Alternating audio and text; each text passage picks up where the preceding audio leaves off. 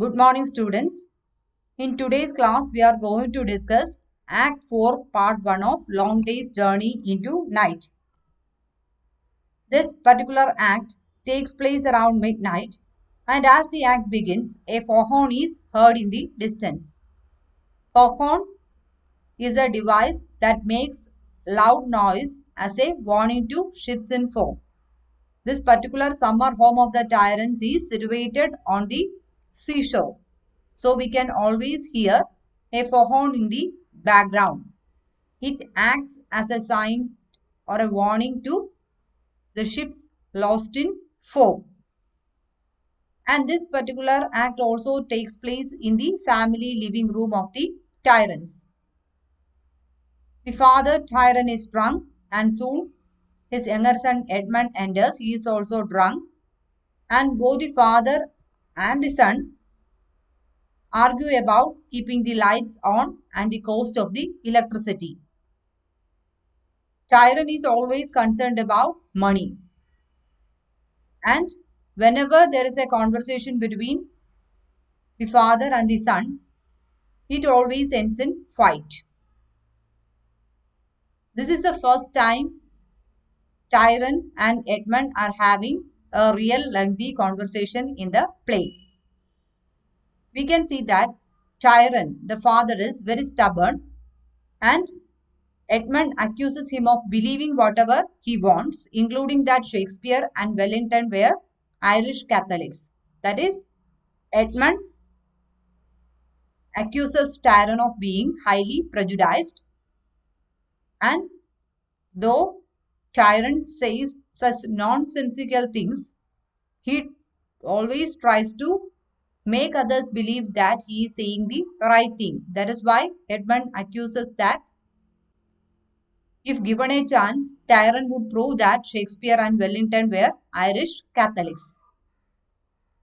Edmund tells Tyrone that he loves being in the fog because it lets him live in another world. We can see that Edmund has a poetic mind. He always wants to get himself away from the fights that takes place in his family. He is very disappointed in his disintegrated family life. He prefers fog, morphine and alcohol and such things that help him to forget about this world. Edmund pessimistically parodies Shakespeare, saying, "We are such stuff as manure is made of, so let's drink up and forget it. That's more my idea." Here, Edmund is actually parodying Shakespeare's Prospero. The real sentence that appears in Shakespeare's Tempest is, "We are such stuff as dreams are made on, and our little life is rounded with a silly." This beautiful sentence is parodied by Edmund. Edmund also quotes from the French author Baudelaire saying, "Be always drunken." So, Edmund has a poetic mind, and he has a particular predilection towards decadence in poetry and in literature, whereas his father Tyrone admires only Shakespeare in this world, and Tyrone criticizes his son for his bad literary taste. He thinks that Edmund should leave literature for God. Then the father and the son hear Mary moving upstairs, and they realize that she is again taking morphine. And the father and the son discuss about Mary's father who died of tuberculosis. Tyrone tells Jamie, who has arrived on the scene, that even though Mary dreamed of being a nun and a pianist, she did not have the willpower for the former or the skill for the latter. Mary deludes herself. This is Tyrone's justification for whatever happened to Mary. Though Mary says that she wanted to be a nun and she also wanted to be a professional pianist, Chiron tells his sons that this is only partially true because she could not become a nun as she married Chiron. So she did not have the willpower to become a nun. Secondly, though Mary always says that she wanted to be a pianist, Chiron says that she never had the skill to become a pianist. So he is of the view that Mary is accusing him of a wrong thing. Then Edmund tells his father that he spends a lot of money on land but not on his sons.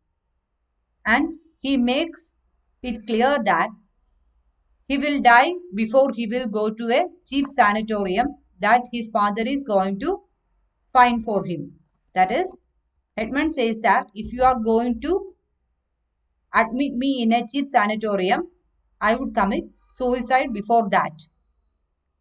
Chiron promises to send Edmund anywhere he wants to make him better, but within reason. That is, he is ready to send his son to a sanatorium where the payment is within reason. Chiron tells Edmund that he is prudent with money because he has always had to work for everything he has. Edmund, delving into his deeper emotions, reminds Chiron that he once tried to commit suicide. So, here we get to know the fact that Edmund has tried to commit suicide before.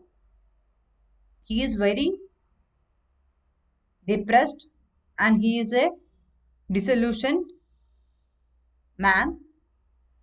He even tried to commit suicide once. His disintegrated family life had always took a toll on him. Chiron the father then begins to cry lightly, telling of his destitute childhood and his terrible father. Chiron justifies his prudence, saying that he had a destitute childhood and a terrible father, and his experiences has made him care for money more than his sons. Chiron and Edmund then make amends, agrees together on a sanatorium for Edmund, a place that is more expensive but substantially better. Chiron then tells Edmund of his great theatrical mistake that prevented him from becoming widely famous.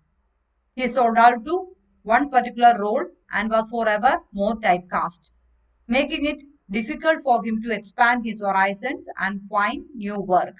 Here, Chiron is expressing his dismay at his relatively bad theatrical career. He wanted to become a great actor, but he was typecast and he never managed to get good roles.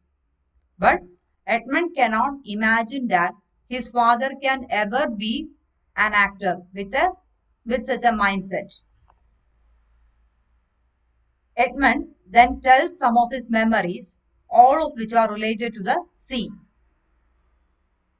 As we have already discussed, Edmund has a poetic mind and he is very much attached to the sea.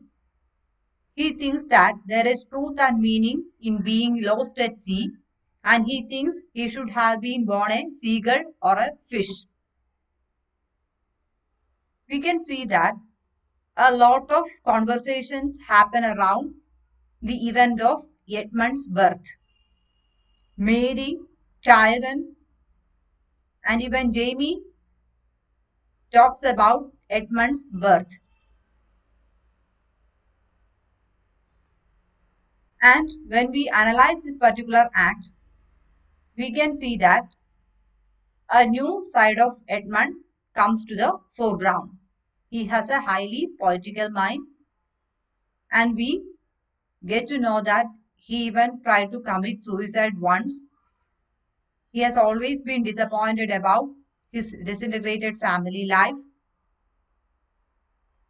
We learned that he likes to take walks alone at night by the sea. To Edmund, the fog and the ocean hold a symbolic value similar to that of alcohol. Both the fog and the ocean help him to escape from the worries of daily life. Edmund feels like he can get lost in the ocean as though he were getting drunk on liquor. The constant sound of the horn throughout the night is also a constant reminder of the symbolic value of fog in this play. That is, the fog blinds the other sides, and the fog helps to escape from the daily worries of life. So, fog and foghorn has a symbolic value in this play.